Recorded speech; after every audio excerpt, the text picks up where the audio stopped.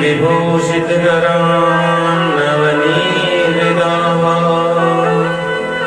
पीताम्बराधरुणवेमभागरुषा पूर्णेन्दुसुन्दरमुखादरविन्दनेत्रा कृष्णात् परं किमपि तत्त्वमहं न जाने।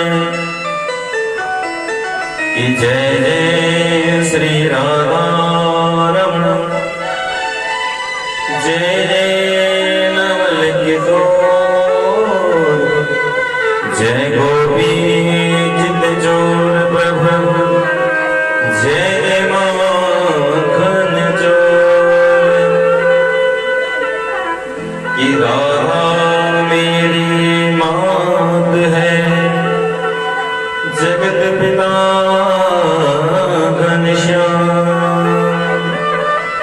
इन दोनों के श्री चरणन में मेरो कोटि कोटि प्रणाम।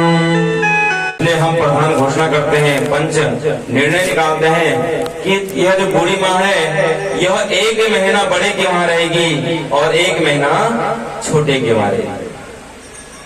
समय व्यतीत हुआ, ऐसा ही हुआ जैसे महीना पूरा होता माँ झोला चिमटा उठाकर छोटे के वहां पहुंच जाती है।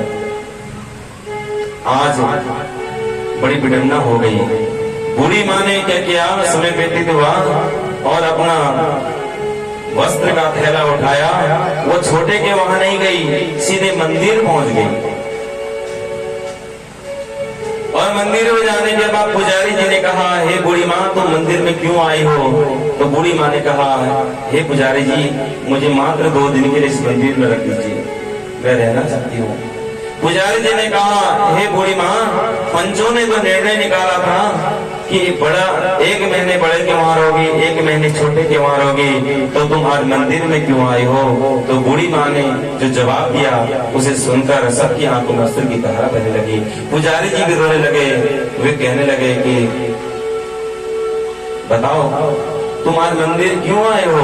तो बूढ़ी माँ बोल पड़ी कि पंचों ने निर्णय तो निकाल दिया था कि 1 महीना बड़े के वहां रहेगी, 1 महीना छोटे के वहां रहेगी, लेकिन पंच ये निकालना निर्णय करते समय ये बताना भूल गए कि बीच में फरवरी का महीना भी आता है और फरवरी 28 दिन की होती है, इसलिए मुझे 2 दिन अपने पास रखना कोई नहीं चाह रहा है, इसलिए मैं आज मंदिर में आ गई।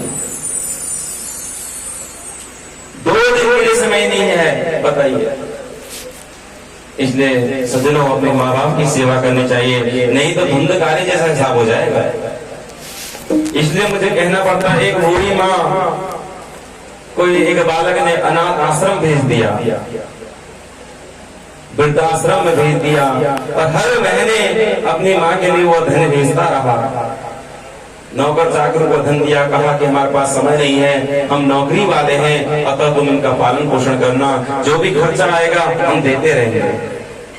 लेकिन मिलने के लिए कभी नहीं गया। तो बूढ़ी माँ ने आज एक चिट्ठी लिखी और चिट्ठी को भिजवा दी अपने बेटे के पास। क्या लिखती है बूढ़ी माँ? महीने बीत जाते ही साल गुजर जाता है, वृद्धाश्रम की सीढ़ियों पर मैं तेरी राह देखती हूँ, पर तू कभी नहीं आता, तेरा मनी ऑर्डर आता है। मेरे लाल ऐसा क्यों किया तूने?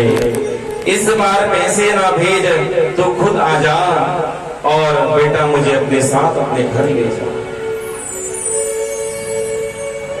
और कहती है कि तेरे पापा थे जब तक समय ठीक रहा करते, खुली आंखों से चले गए तुझे याद करते करते।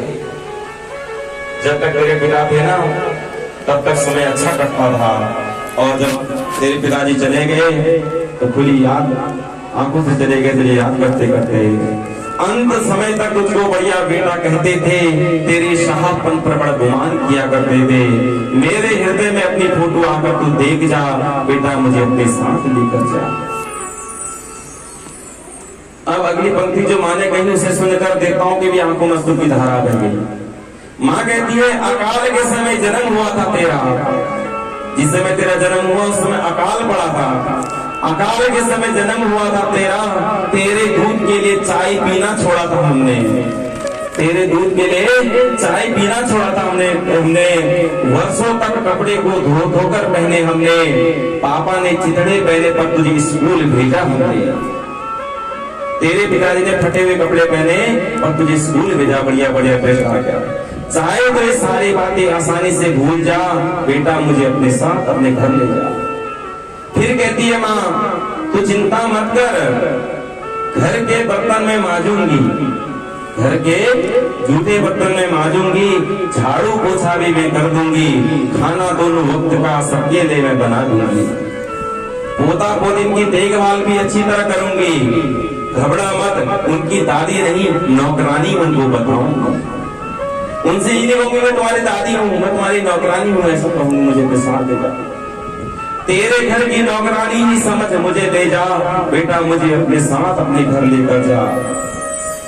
अंतिम में कह दिया माने आंखें मेरी थक आई है, जो बेटे अपने माँ बाप को छोड़कर चले जाते हैं ना उनके लिए संदेश, आंखें मेरी थक आई है, प्राण अधर में अटका है, तेरे बिना जीवन जीना अब मुश्किल सा लगता है, कैसे तुझे मैं भुला दूं, तुझसे तो मैं माँ हुई, बता रे मेरे कुल के भूषण मुझसे कौन सी गलती हो गई, मैंने तुझे जन्म देकर कौन सी गलती करी, अब आजा तू मेरी कब्र पर एक बार तो माँ कहे जा, हो सके तो जाते जाते वृद्धा आश्रम गिराता जा, ये वृद्धाश्रम को हमेशा के लिए गिरा दे। इसलिए माँ की तुलना किससे नहीं की जा सकती है। एक संत महात्मा ने तो यहाँ तक कह दिया कि हे माँ यदि तुझे हम, हे माँ यदि तुझे हम नदी समझे तो नदी भी तेरे सामने फीकी है। बोले कैसे? बोले नदी का जल खारापन होता है, तो तेरी ममता में कोई खारापन नहीं है माँ, इसलिए तू नदी से भी श्रेष्ठ है। फिर कहते हैं यदि तेरी तुलना हम सूर्य से करें तो वो भी कम है, सूर्य केवल हमें प्रकाश देकर मार्ग दिखाते हैं, लेकिन तूने तो उंगली पकड़ के चलना सिखाया है, इसलिए तू सूर्य से भी तेज है माँ। फिर कहा यदि तेरी तुलना हम चंद्रमा से करें तो वो भी कम है, क्योंकि चंद्रमा में दाग है, तेरी ममता में किसी प्रकार का दाग नहीं पाया, इसलिए माँ तू चंद्रमा से भी महान है माँ। फिर कह दिया हे माँ यदि तेरी तुलना हम ब्रह्मा विष्णु महेश से करें तो वो भी कम है। बोले कैसे? बोले ब्रह्मा विष्णु महेश तीनों एक साथ काम नहीं कर सकते, ब्रह्मा सृष्टि करता, विष्णु पालन करता, शिव श्रृंगार करता, लेकिन माँ तूने तो तीनों का काम एक साथ करके इन तीनों से भी श्रेष्ठ बन गई। जन्म देकर ब्रह्मा का काम किया, पाल कर विष्णु का काम किया और शिक्षा देकर भगवान शिव का काम किया, इसलिए तो ब्रह्मा विष्णु महेश से भी श्रेष्ठ है माँ। और अंतिम में महात्मा जी कहते हैं हे माँ यदि मैं तेरी तुलना ही दुर्गा माँ से करूं, ये देवी से करूं, ये भी कम है, क्योंकि देवी के सामने भी महान है। बोले कहते क्योंकि देवी माँ हमें वरदान देती है, तूने तो हमें जन्म देकर जीवन दान दिया है, इसलिए तू माँ से भी श्रेष्ठ है माँ, जन्म देकर जीवन दान दिया है। एक बार जोर से जयकार लगाएंगे अपने माता पिता के लिए, प्रेम से बोलिए अपने माता पिता की सच्चे दरबार की। आइए अपनी माता पिता का ध्यान करते हुए भाव रखते हुए माँ से प्रार्थना करेंगे कि हे माँ कि तेरे द्वारा आपको खुशियां मिली है।